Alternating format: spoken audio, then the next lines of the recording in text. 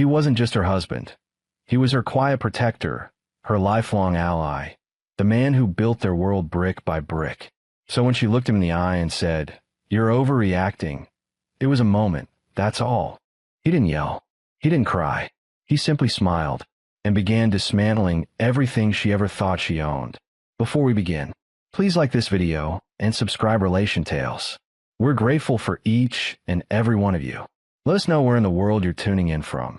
We'd love to hear from you in the comments. Let's begin. Cameron Decker had always been the type of man who never needed a stage to lead. He was calm, reliable, the quiet center of every storm. Whether it was for his employees at the architecture firm he co-founded, or for his wife, Joanna, whom he loved more than his own comfort. They had met in college. She was witty, ambitious, magnetic. He was thoughtful, driven, patient. Their marriage wasn't perfect, but it was sacred. For 30 years, Cameron had built a life around their shared dreams. Vacations in Maine, a wraparound porch she once described in a drunken sketch, a backyard garden she never tended but always talked about. He'd done it all, not for the applause, but because he believed in them. That belief shattered on a Tuesday evening in October. He had returned early from client pitch in Denver. The flight landed ahead of schedule, and he skipped the car service, opting to surprise Joanna. The fall air in Chicago bit through his coat, but he smiled anyway, already picturing the way her face would light up when he walked through the front door with takeout from that Thai place she liked. But the door was unlocked, and the house was too quiet. He stepped in. His shoes echoed, and then he heard it. Faint murmurs, a low laugh, a hushed voice that wasn't hers. He paused at the base of the stairs, heart pounding. Then slowly, silently, he moved down the hall toward the sunroom. There she was, Joanna, in his sweatshirt, leaning over another man, whispering something that made both of them laugh like teenagers. Cameron didn't make a sound. He stood there for 6 full seconds, long enough for her to notice. When she did, she froze, then blinked once, then scoffed. "You're home early," she said, pulling the hem of the sweatshirt lower, like that would undo what he saw. Cameron didn't speak. His jaw tightened. His hand stayed calm. His mind was already calculating, not exploding. She rolled her eyes, like he was the one being unreasonable. "Look, Cam, it was nothing. Don't make this into some huge thing." That was it. Not even guilt. Not even an apology. Just a shrug and a tone that said, "You're overreacting." Cameron walked out, not because he was defeated, because he needed the silence to think. He didn't slam the door. He didn't call anyone. He just drove, through neighborhoods they used to house hunt in, past the coffee shop where she once cried over their miscarriage, past the library where he once waited 2 hours in the rain just to walk her home. And the whole time, one truth rang in his head like a drumbeat. She had let go. Of him. Of them. Of everything sacred. The next morning, Joanna acted as though nothing had happened. She made coffee. She asked about his pitch. She mentioned the neighbor's Halloween decorations like the night before it had been some awkward dream. He watched her. Every lie she'd ever told made sense now. The girls' weekends. The long phone calls in the pantry. The sudden coldness. The emotional distance masked by a professional smile. She had been drifting for years. And he had been anchoring a ghost. But Cameron wasn't going to scream. He wasn't going to beg. He was going to rewrite the ending. That day, he did 3 things. He scheduled a meeting with his lawyer. He opened a secure drive and began logging everything. Bank statements, texts, receipts, shared devices she never unlinked. He called someone he hadn't spoken to in years. Lucas Tran, an old friend from his military engineering days, turned cyber investigator. "I need everything," Cameron said. Lucas replied, "You'll have it." By nightfall, Cameron had a plan. And Joanna, she had no idea that the man she once saw as too soft had just become the sharpest weapon she'd ever face. For the next few weeks, Joanna floated through life as though nothing had shifted. She still hosted her book club, still posted pictures of her morning lattes with captions like, "Grateful for slow mornings," and still kissed Cameron goodbye with the same casual brush of lips she'd used for years. But Cameron wasn't asleep anymore. He studied her now, not with hurt, but with focus.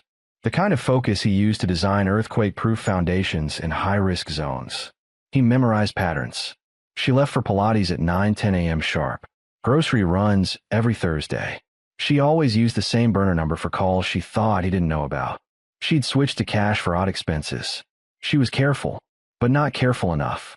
Thanks to Lucas, Cameron had her entire digital footprint mapped like a crime scene blueprint. Hidden messages, hotel receipts, even a second private email under a maiden name variation she hadn't used since college. The man she was seeing, Dominic Fields, was a mid-level marketing executive, divorced twice, and had been on dating apps the same week Joanna claimed she was at a yoga retreat. Cameron didn't flinch. He simply filed the information neatly in a folder labeled Deconstruction. Joanna, of course, noticed a shift. "You're quieter than usual," she said one morning, sliding into the breakfast nook with a too smooth tone. Cameron looked up from his laptop. "Work's been heavy. You're not mad about that night, are you?" she added, casually, like referencing a scratch car door. "I told you it wasn't anything. Just a lapse." He stared at her for a beat too long, then smiled. Of course. Water under the bridge. She actually looked relieved. But what she didn't know was that bridge she was standing on. He'd already set fire to both ends. Cameron's revenge wasn't going to be loud. It was going to be surgical. He began shifting assets, quietly moving accounts into separate trusts under his name. He disconnected her access to long-dormant investment funds. He rerouted passwords, changed deed details on the cabin in Michigan, the one she always bragged about owning with Cam, and the house, the one they built together.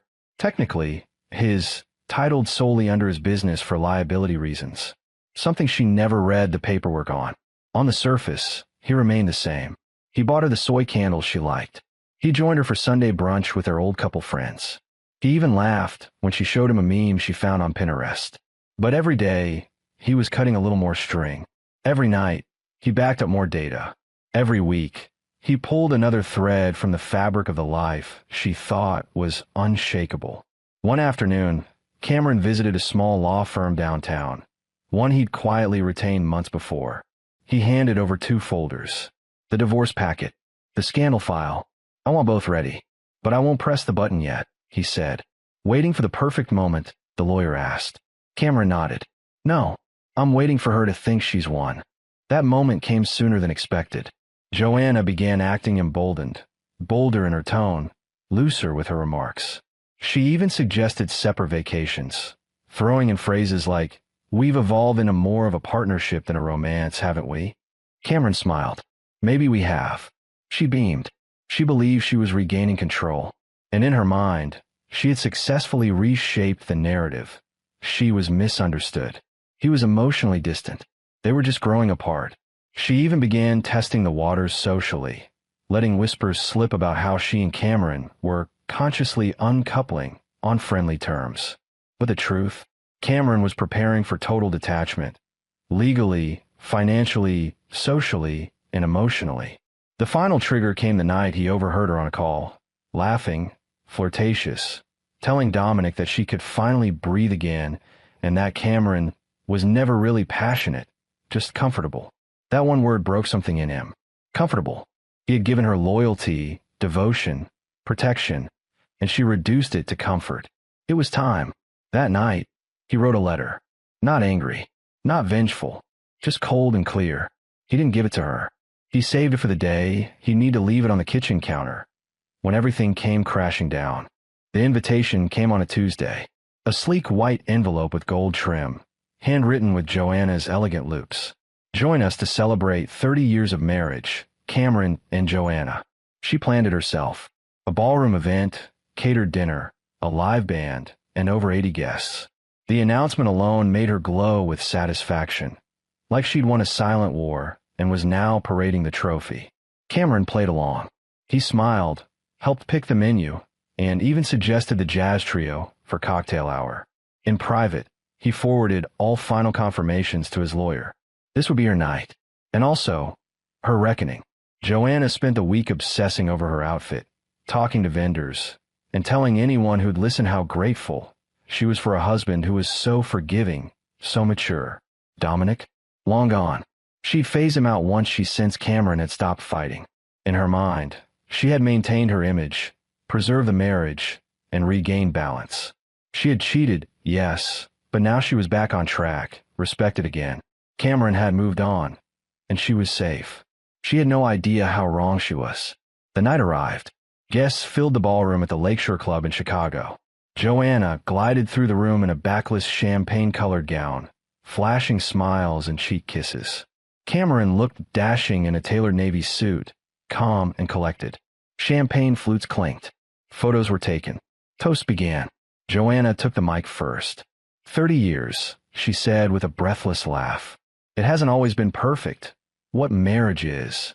But love is about forgiveness, growth, and knowing when to choose each other, again and again. People clapped. She turned to Cameron. And I'm grateful for a man who continues to choose me. Every day. Cameron stood slowly. Took the mic. He smiled at her. She smiled back. And then he began. 30 years, he echoed. And if you'll indulge me, I'd like to tell a short story. The room hushed. A story about trust. About betrayal. About the cost of silence. Joanna's smile faltered. Cameron pulled a small black folder from his inside jacket pocket. For those of you who've known us for years, you know I don't do drama. But tonight, I'm going to tell the truth. He opened the folder and calmly began reading. Emails. Screenshots. Date-stamped credit card charges. Transcripts of flirtatious conversations. Photos of Joanna entering a boutique hotel twice in 1 week. During times she told Cameron she was out with friends. He read slowly, clearly. The room was silent, stunned. Joanna's face turned ashen. Cameron, stop. But he kept going. No anger, no yelling, just facts. He paused only to say, You gave me 30 years, Joanna. I gave you everything, and you gave me comfort while chasing chaos. Then he turned to the guests and said, I wanted you all to know the truth, not for sympathy, not for drama, but because silence protects the wrong people. And then he ended with a simple line. This is not a celebration of 30 years. It's a farewell. He left the mic on the podium, walked straight past her, and out the ballroom doors. What followed was chaos. Joanna tried to salvage it, claimed it was a misunderstanding, said he had exaggerated, but the crowd had seen enough. Friends began slipping out quietly. Her best friend, Tessa, didn't say a word. Even the photographer packed up early. Back home, Cameron's plan unfolded like a perfectly timed sequence. The locks were changed. Her digital access revoked. The joint accounts were emptied. His portion transferred long before. A moving company arrived the next morning with Joanna's box belongings. And on the kitchen counter, the letter. Joanna, you built this life with me, brick by brick. Then you chipped at its foundation behind closed doors. This isn't vengeance, it's closure. I gave you 3 decades. Now I'm giving myself the rest. Cameron. Joanna was officially removed from everything. Her name disappeared from the business, the deeds, the vacation properties. She had no prenup protection. Cameron's legal team had tied every knot she never noticed. Her attorney called it a surgical execution. Within 48 hours, she was out of the house, out of the business, and on the edge of social exile. But her fall wasn't just financial. It was spiritual, because when Cameron exposed her, he didn't scream. He simply held up the mirror, until even she couldn't recognize the woman staring back. Joanna Decker hadn't cried on the first night. She had stared blankly at the city skyline from a third-floor sublet she never imagined she'd live in. The mattress was lumpy. The heat didn't work properly. Her phone buzzed nonstop for the wrong reasons. Her book club removed her from the WhatsApp group. Her name was quietly taken off the school alumni board, and her stylist of 10 years no longer had openings. The power of social reputation was subtle but ruthless. No one said it directly, but everyone knew. She wasn't the victimized wife in some domestic tragedy. She was the one who broke a loyal man and expected praise for surviving it. And now, she was unforgiven. A week after the party, Joanna finally opened Cameron's letter again. She read it slowly this time.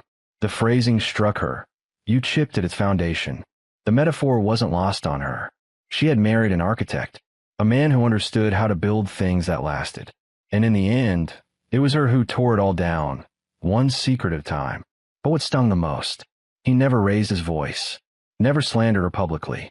He simply left her standing in the mess she created.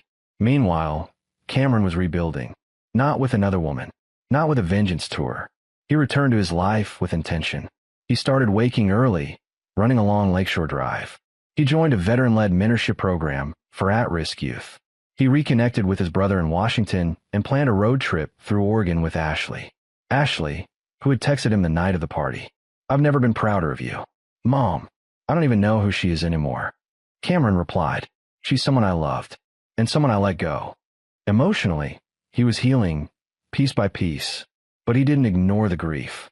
There were nights he still reached for her out of habit, days when he'd hear a song and remember their kitchen dances. A part of him would always remember who she used to be, but now it was just that memory, a museum piece in a room he no longer lived in. Joanna, on the other hand, was unraveling. She tried to make contact, emails, a voicemail, a long handwritten letter that smelled faintly of her favorite vanilla perfume. In it, she wrote, "I don't know why I did it. Maybe I felt invisible. Maybe I confused boredom with neglect. But I never stopped loving you."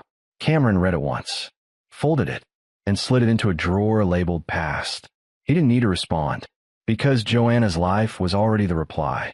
Her lover, Dominic, gone. He ghosted her the week after the party. A man who liked thrills, but not fallout. She had no career to fall back on. She had never needed one.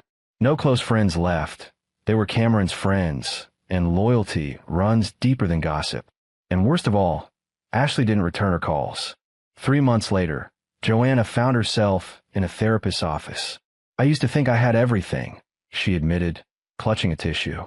"But now I realize I had him. And that was everything." The therapist said nothing, just nodded, because some realizations come too late. Meanwhile, Cameron found himself in a woodshop on a snowy Saturday afternoon. Ashley had brought him an old bookshelf from her childhood room. "Think you can fix it?"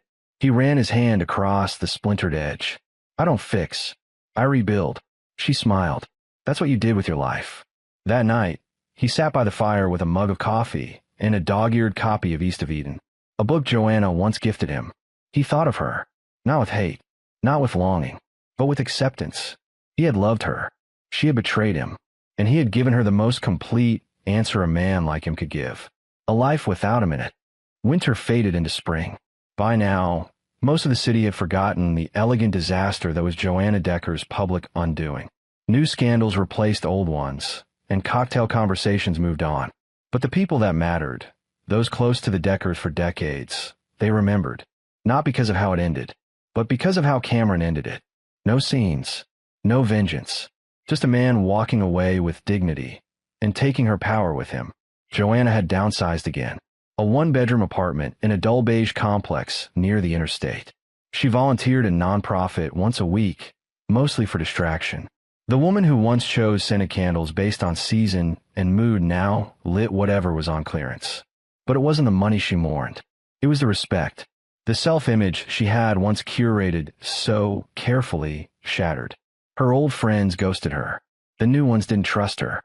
Every room she walked into, she imagined whispers. Not always because they were there, but because that's what shame does.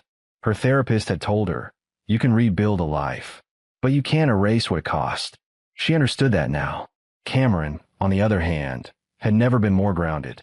He bought a small lakeside home an hour outside the city.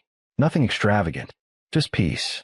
He spent his mornings in silence, coffee, NPR, handwritten notes on his novel in progress. Something he'd always wanted to write, but never had the time or freedom. Afternoons were spent teaching young men at the youth center how to use tools, not just to build furniture, but to build patience. He often said, "Everything stable starts with a strong foundation, and so do you." The kids called him Coach Cam. One Sunday in May, Ashley came by with her newborn son. She named him Matthew Cameron, after her father. She handed him over gently and whispered, "He'll grow up learning what strength really means." Cameron held his grandson and felt something shift inside him. Not closure, he already had that, but continuity, a reminder that healing didn't just stop the bleeding. It created new bloodlines. And then, one final echo came, a letter in a soft lavender envelope. No perfume this time, just 5 short lines. "Cameron, I saw a photo of Ashley and your grandson. He looks like you. I hope he grows up to be everything you are. Jay." No return address. No plea for forgiveness. Just acknowledgement. That was enough. He read it once, then fed it to the fire. Because some stories don't need to be archived. They need to be let go. That night, Cameron stood at the edge of the lake. The wind gentle, the trees still, and for the first time in 30 years, his soul was silent.